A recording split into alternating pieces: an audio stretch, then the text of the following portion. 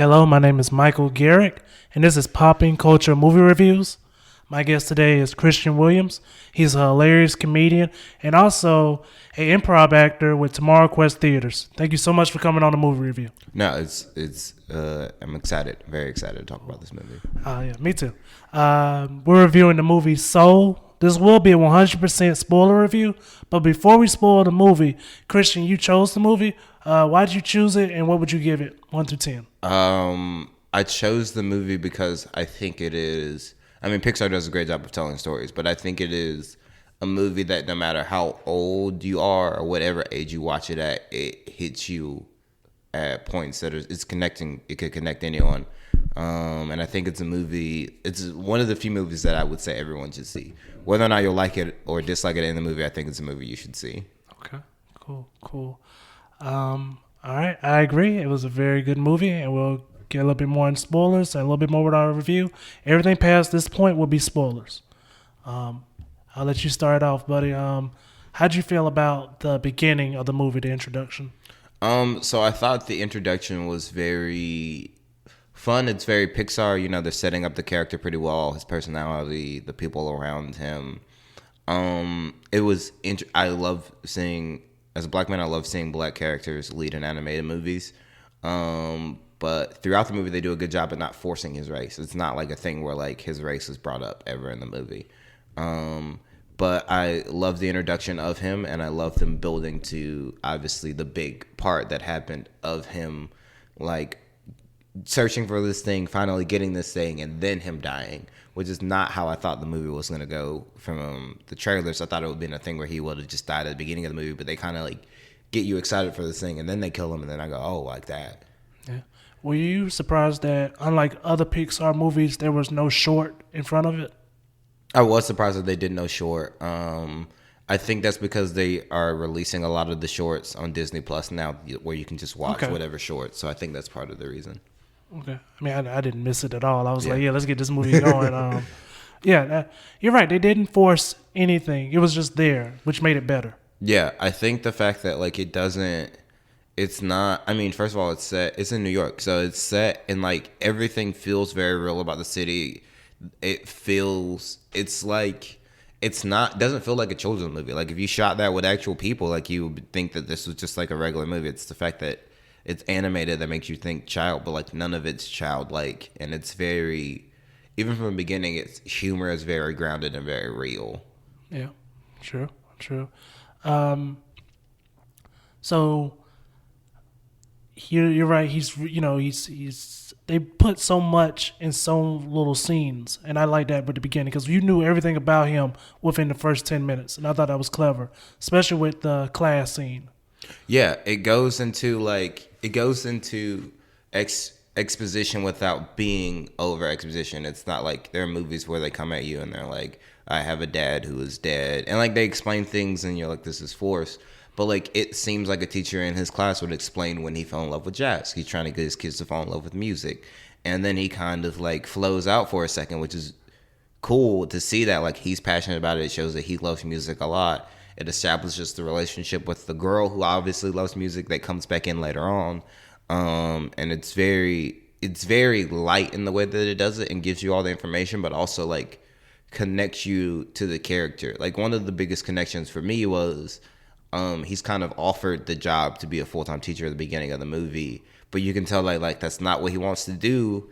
And he's having that conversation with his mom, which is a conversation that like I feel like most adults have with their parents at some point of like, are you going to keep like messing around, or are you finally going to just settle down and do what every other adult does? Just do a job, like work a job, which is very acceptable thing to do. It kind of comes back around in the barbershop scene where you see it in a different way. Someone just taking a job, but like it feels like real. Like it feels like other Pixar movies you kind of watch. I have to watch a lot of movies because I work with kids. So other children's movies you watch and it's like, okay, eventually they'll hit to something that connects to adults like halfway through the movie or 45 minutes in.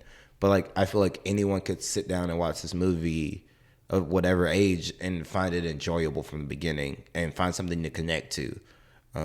It's one of those movies that I don't think you could just like if you threw on as like a parent or when you're babysitting someone, you would end up watching it and be like, oh, this is like interesting.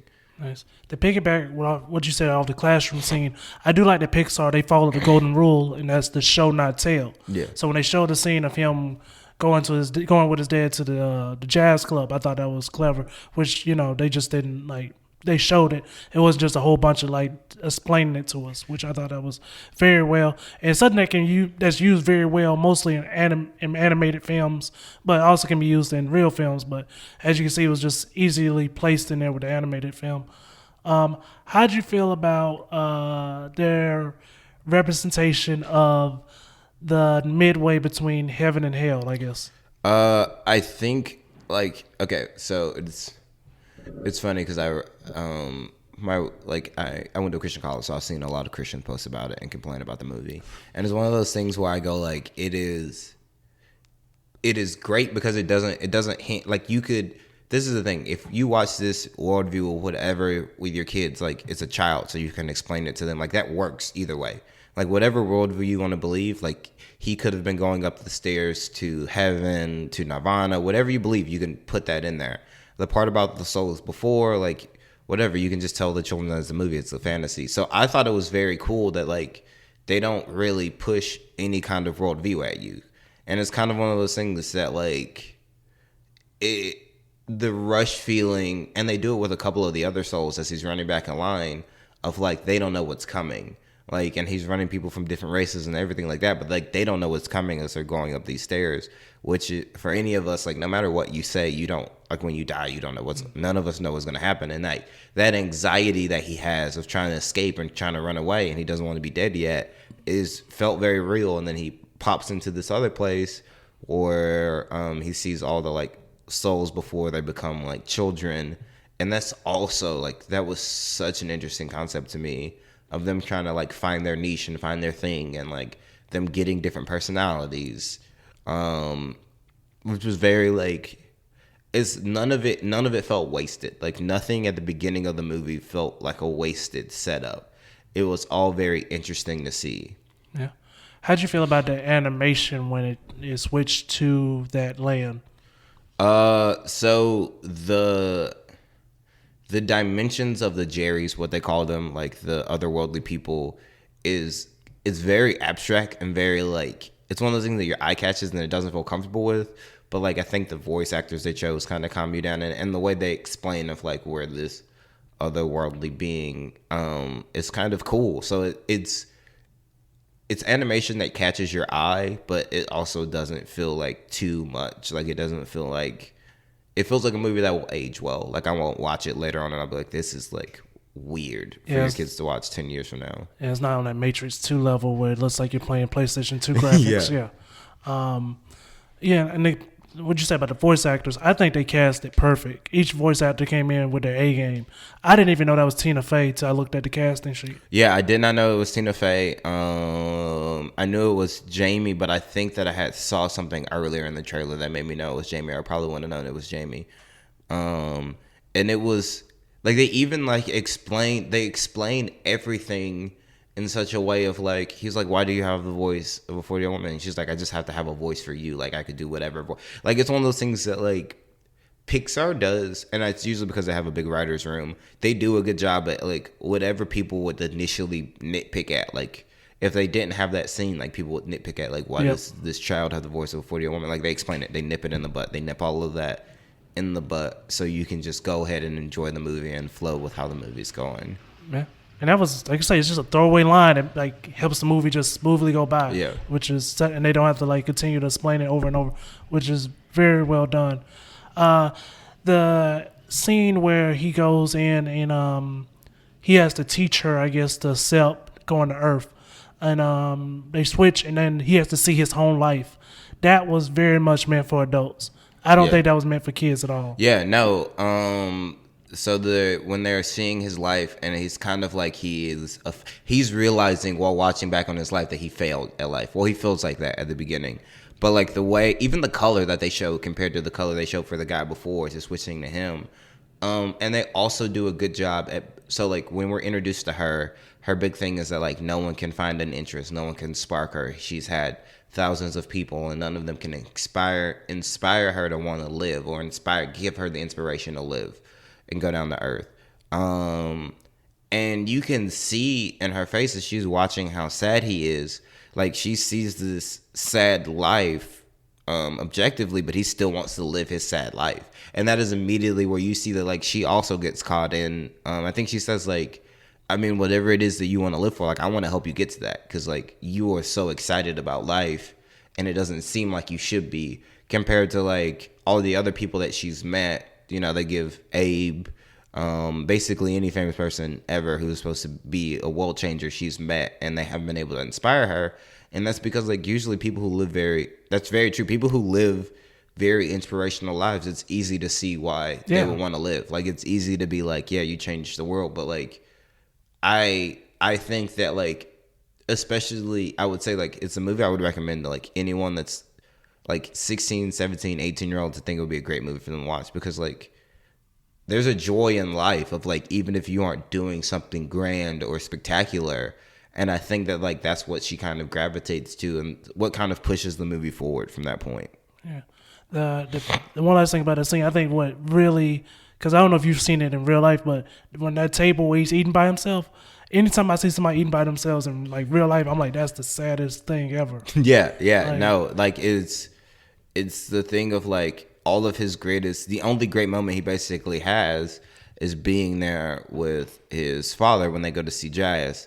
And she's like, I really don't like music. Like, I don't get, like, why you would love music so much. And then it, like, when they leave from there, I believe that's kind of when they start to kind of, like, she's like, okay, like, I'll help you get back to Earth. Like, this is, like, now my mission is to get you back, because you're obviously excited for this thing and you love this thing so much, and I don't get that. And so that was cool. And then they go from there. I believe they go from there to him trying to inspire her in the Hall of Everything, which was also a pretty fun, cute scene. But then they go from there to the scene about the lost souls, which I was also like, that is such a big thing to tackle, when they're showing, like, people at their best moments, high up above, where they're, like, in the zone and they're flowing and they're going. And it's like that moment that everyone has in life where, like, you feel like you're floating away.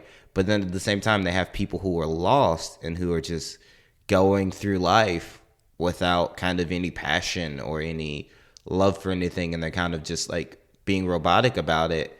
And when the pirate helps her, like, wrestle the people down and, like, get them back to inspiring them, and the guy kind of, like, throws everything around in the office, like, you feel that. Like, as an adult, like, I felt that. I was like, oh man, like, this is me like, too. Yeah, that's like when I was watching, I think that was the point, that scene was the point where I was really like, this is, like, good, period. Like, that's when I was like, this transcends being just a good kids movie, because, like, this is a very, all of the topics of the movie are very heavy to deal with, which Pixar always does. But, like, dealing with death and searching for your passion and the reason for living are things that, like, adult movies don't handle well. And a lot of times the plot is terrible, but, like, they pushed everything forward very smooth. They knew what to stretch out, and they knew what to, like, slide by. Yeah. And I think that was very well placed. And then we get to the movie that I called The Ghost in the Shield part of the movie. Yeah. Have you seen Ghost in the Shield to get that reference? I think I do. That's Scarlett Johansson. Anime. Yeah, Scarlett Johansson. Have you seen that movie? I've not seen it. Oh, okay. I've heard the animated one is... It's great. I'm not going to spoil it for you. Never mind. Just, you shouldn't watch it. Don't watch the movie, though. But long story short, it's a white woman in a black man's body now. So Tina Fey's character, 22, is in Jamie Foxx's character's body, and then Jamie Foxx is in the cat body. Well, did you see that twist coming, or did that catch you off guard? That did catch me off guard. I thought that... I mean, like, when I saw the cat, I thought it was a possibility, but then I thought, like...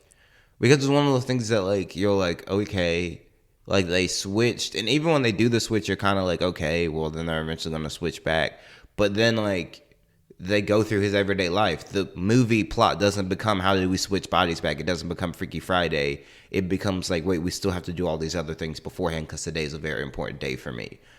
Which I thought was, like, super cool. You have a very funny scene, and they're interacting with the patients and the doctors, and, like, that's a very funny, silly scene, but it's funny, but it's also still not wasted. Nothing's being wasted. You don't feel like, okay, you could... No scene in this movie feels like you could cut it and you would still get the same part of the movie. Yes. And for a 2-hour movie, that's a really good fit fit. Yeah. They can say that.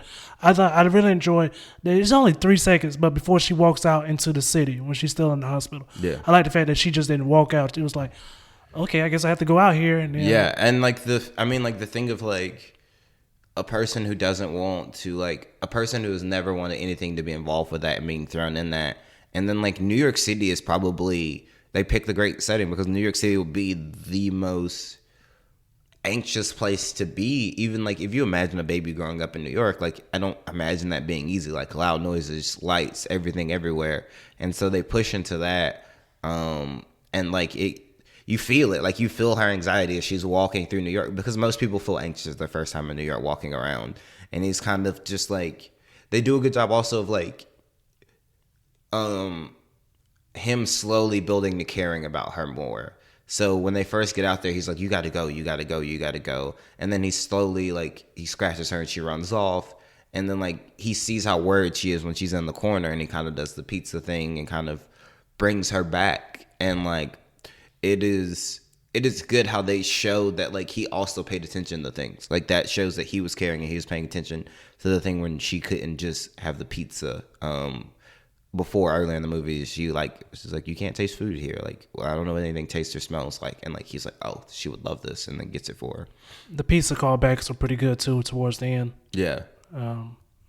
So from that movie, that part of the movie onward, I think that's where they subtly threw in like black culture, but not heavy handed. But like, Yeah. I do like the subtle way they went to it, especially I don't want to skip over. How'd you feel about the scene when he gets back to his house?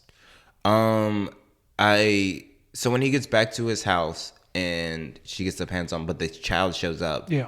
is legitimate. Like, working with kids is one of my favorite scenes, because like there are two ways to talk to children, and there are times where you literally talk to kids like that. There are times where I work with kids and I'm having a shitty day, and they're like, "What's the purpose in this?" I'm like, "Yeah, homework's fun." You're sitting there, you're like, "Homework's stupid. I don't know why you do it." But like, you have that thing of like, they're having what feels like a very real conversation, and then the girl's like, "Well, can I play it for you anyway?" Like, because she really loves music, and then that triggers her to come back and be like, "No, you really love doing this. You're really good at it," which all felt authentic. Like, all of that felt authentic, felt real, felt like a real conversation that could happen, which was so cool. Like, I think that like that was one of the coolest scenes in the movie to me, because I was like, that's how kids are. Like, you have kids who like once you work with them more, you learn how to trick them into like talking about things. But like, her being like, "Nah, you can quit if you want to quit." Like, that's but then her being like, "Okay, I really do love music though," and then playing and showing how much she loved it, and being like, "I'll see you tomorrow," and being excited to come back. Nice. I truly enjoyed the scene too for those reasons. And then you get to the part where, oh man, we skipped one scene. Just about how you almost lost the gig by just them seeing him give the cab. I thought that was animated very well. Yeah, and then I like they're also pushing. So like, they do a good job of showing that like what he doesn't realize, his influence on the world is the influence that he has on kids. Yeah. And working with kids, I think that it is a thing that takes you a while to realize, unless you're an arrogant person and you think that you change everyone's life. Like, it's one of those things that like kids still to this day that I've worked with for years will write me a letter or something like that and be like, "You've done this big impact," but like it always hits you because you don't feel like that. And so like, there's times where the kid was like, "Man, you're the only reason I came to school. Like, I got to make this happen for you."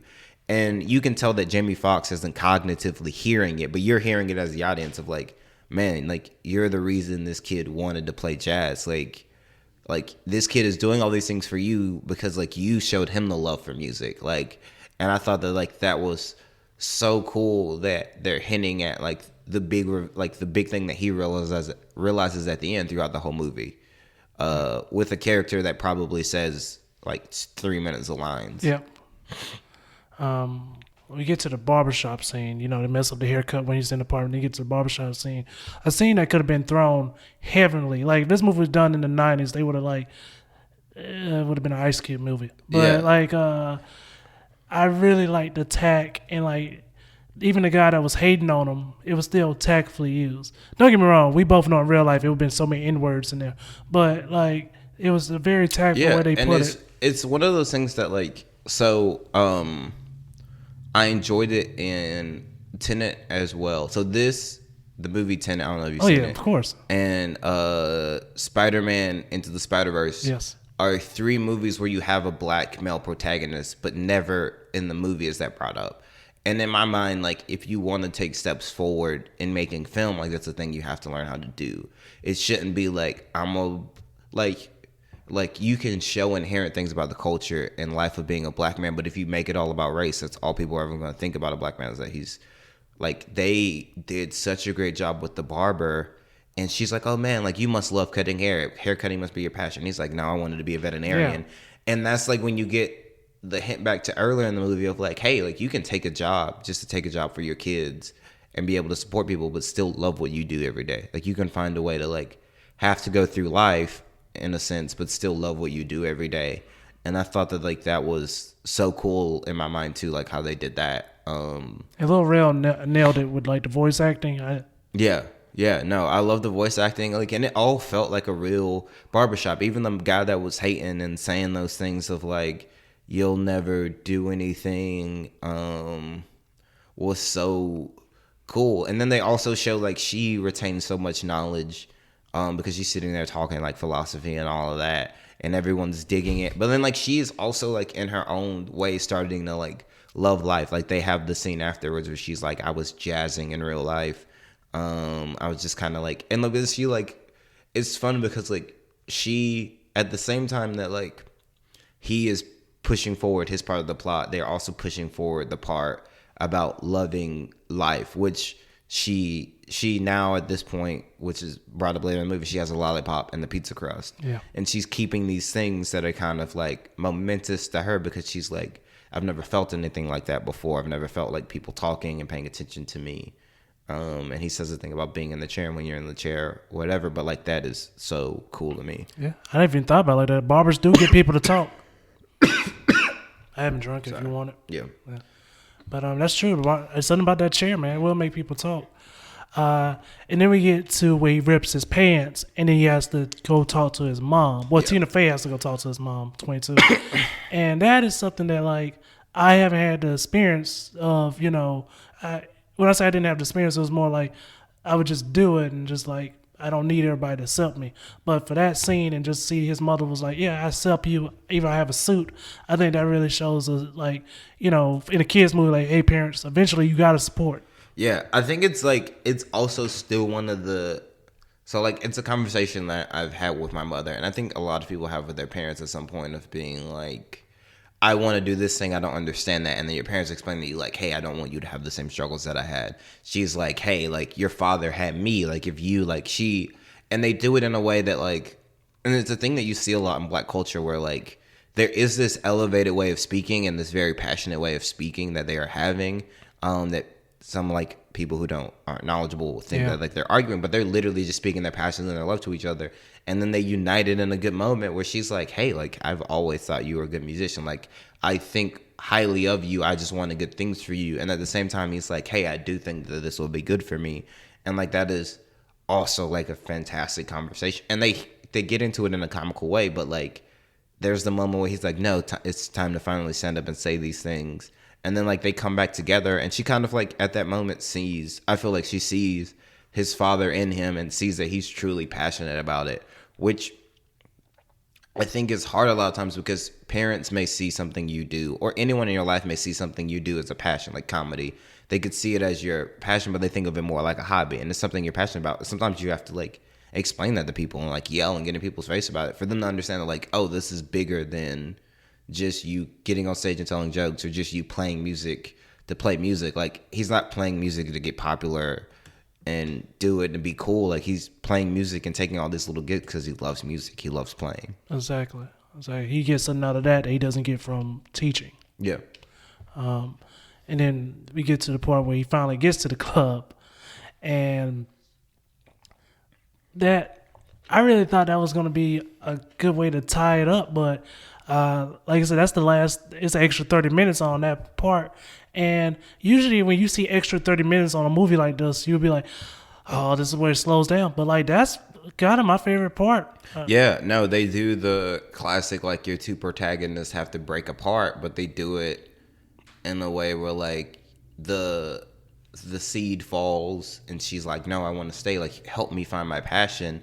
And it feels very real because he's still at the point, and like I said, they showed it with the kid that's in his jazz class. Like he's still at the point of ignoring the part about like, hey, like you can teach people to love life. Like you have this instinctually in you. It's a thing that you're good at naturally. He still doesn't see that. So she runs and he runs away, and they end up getting caught by Terry, I think it is, who's been chasing them the whole time.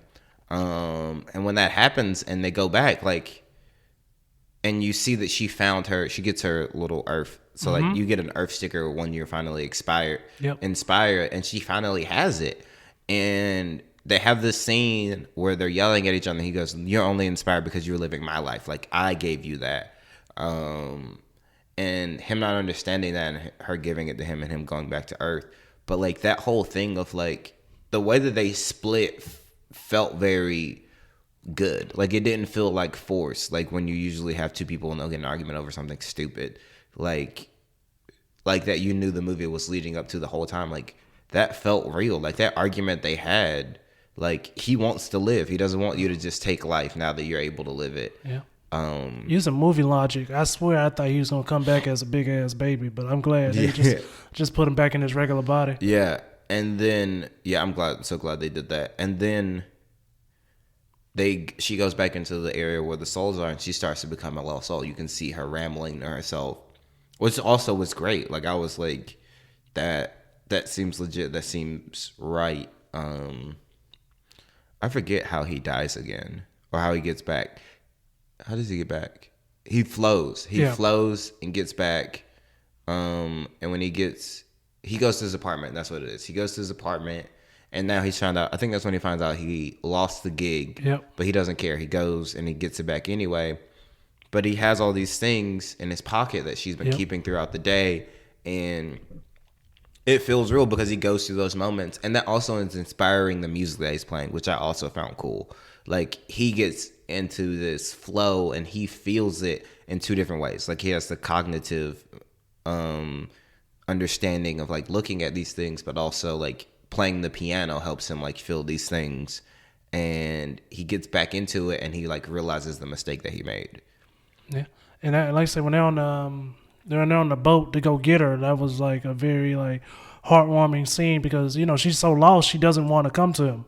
Yeah, and then you get what I think is, in my mind, another great scene in the movie where you realize she's been on that verge of being lost the whole time because she hears the negative that everyone else has said to her about living and about life.